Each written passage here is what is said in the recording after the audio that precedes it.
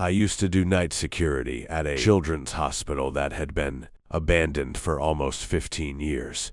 It sat at the edge of town behind a rusted iron fence, 6 stories of broken windows and pale brick, with vines crawling up the walls like veins. The city had bought the property and was waiting to tear it down, but until then, someone had to keep out vandals, squatters, and kids looking for a thrill. That someone was me. The pay was good and I didn't scare easy.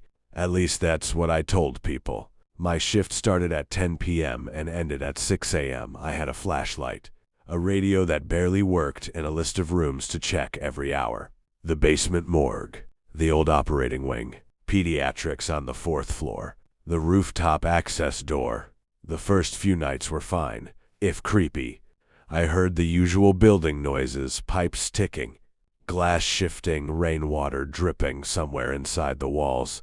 Once, I found a broken tricycle in a hallway that I swear it hadn't been there an hour before, but I figured some teenagers had slipped in and were messing with me. Then on my 6th night, I heard the laughter. It was just after 2 a.m. I was on the 4th floor, walking past the old children's rooms with my flashlight sweeping across faded murals of smiling giraffes and balloons. Most of the doors were open.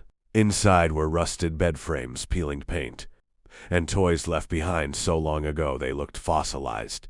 That's when I heard a little girl giggle, not echoing from outside, not the creak of pipes or wind, a real giggle, close. I stopped walking. "Hello?"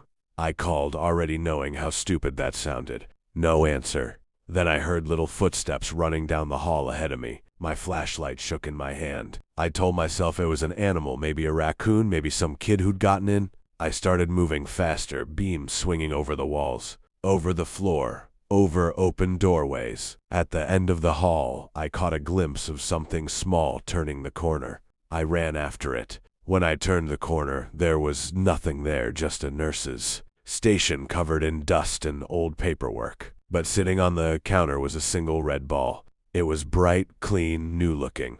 I stared at it for a few seconds, then backed away.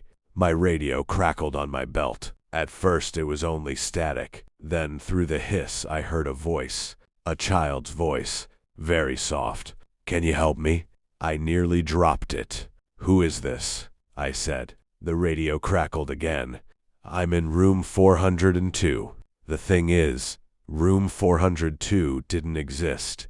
I knew because I'd checked that floor plan on my first day. The hospital skipped from 401 to 403 after a